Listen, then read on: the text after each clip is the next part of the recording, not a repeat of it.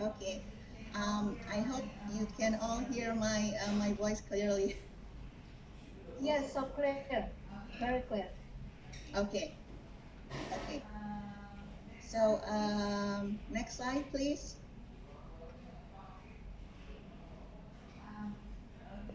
Um, okay. So here is a brief information about what we're facing in the globalization era. I believe that every one of you already understood what's this about, so I'm just going to explain it slightly. So here, life become more dynamic, everything changes very fast, all information becomes borderless. What happened in the United States can easily be knowledge by people in the other part of the world. Issue that, for instance, occur in Indonesia can be heard by people in Madagascar in the same hour.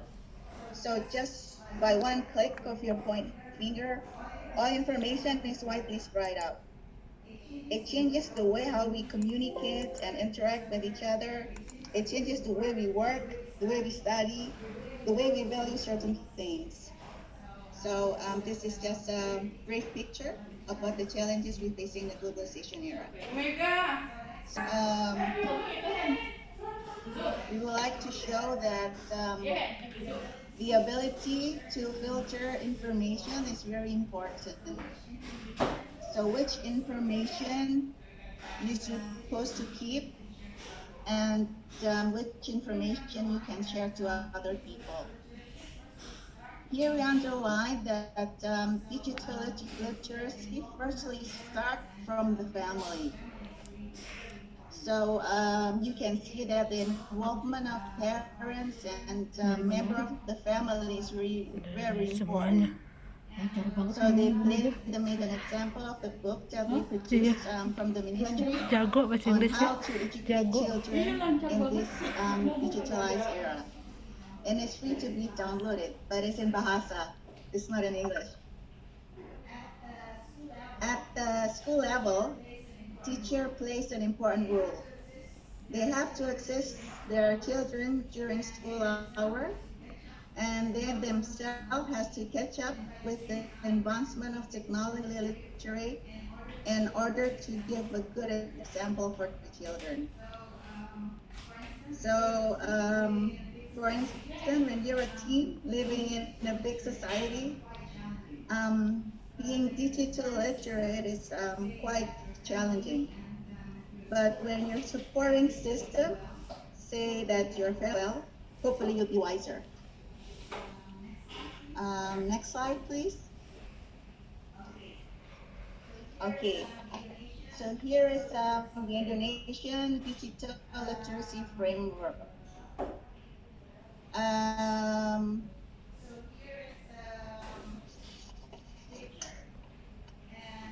so here is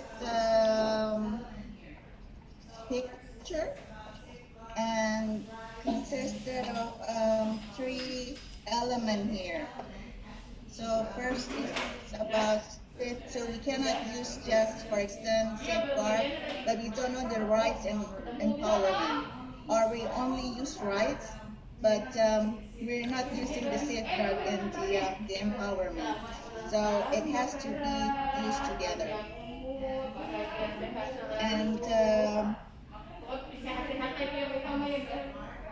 on the safeguard, there's three important things. First is the online safety and security, personal data protection, individual privacy, and rights is concerning the freedom of expression, intellectual property, social activism. In the empowerment, we have citizen journalism, entrepreneurship, and information ethics. So, like I explained it, if you just use just one of these elements or just two of these elements, I don't think we can maximize what we're trying to achieve. So, this three elements has to be used jointly or has to be used together.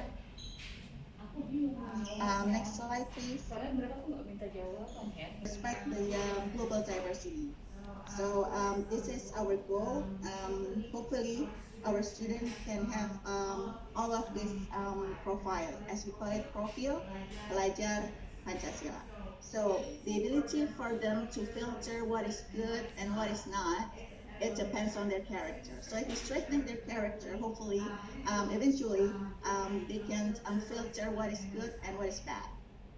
And also we establish what we call as pusat pendidikan karakter.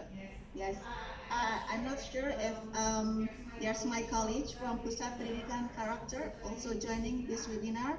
I hope my colleague from pusat pendidikan karakter may be in this webinar. So I think this is important also. So hopefully you are here. And establishing pusat pendidikan karakter, a special unit which is focusing on how to empower our education system. Including here is also teacher, student, provincial, and also district education officer. And then next, we also provide school ICT.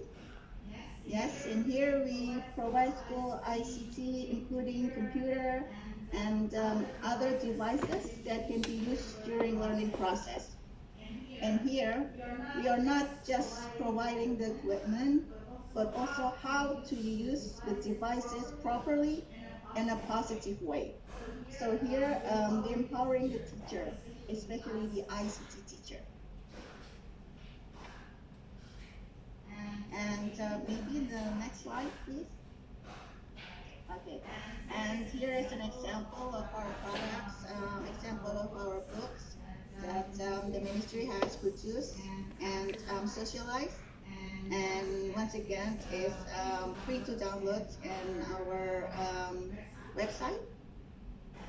And we also have what we call as Rumah Belajar. So Rumah Belajar is a digital platform for students to gain information freely. So until now, there are around 300,000 teachers and 700,000 students registered in this platform. And we also have delivering advocacy and supervision. While we're doing this or delivering this, we are working jointly with other institutions, such as, for instance, with UNICEF or with the police department, with the Indonesian Children Alliance, especially maybe for overcoming issues such as cyberbullying. So we're not working this by ourselves, but also with other institutions. Next slide, please.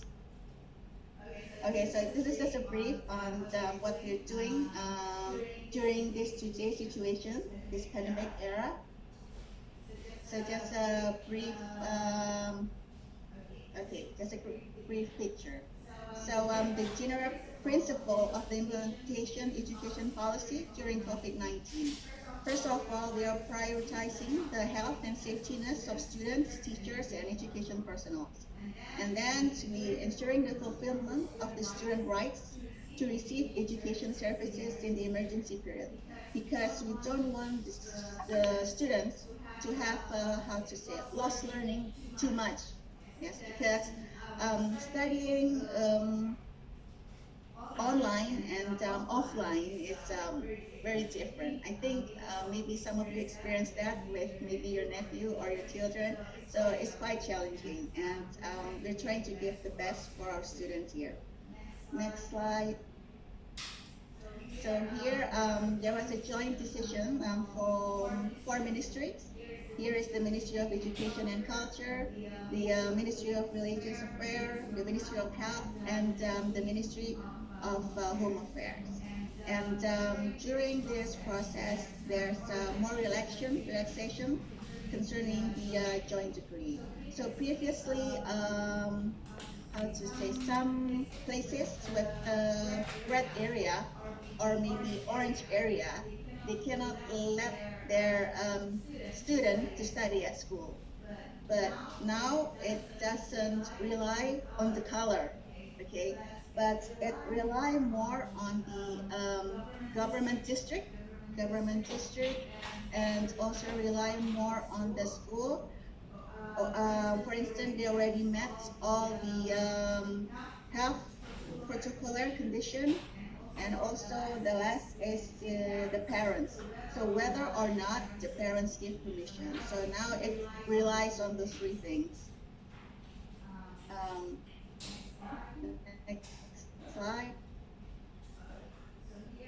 Okay, so here I just want to emphasize the partnership from the Ministry of Education and Culture, because this is a big homework for us. And of course, this is our responsibility, but still we need partnership, we need cooperation, we need coordination from other institutions. So this is just an example. This is not all of it. This is just an example. So for instance, the district education government office, the provincial education office, the other ministry lines, such as the Ministry of Communication and Information, the Ministry of Health, Coordinating Ministry of Human Development and Cultural Affairs. So this is just an example, police department and other NGO and society.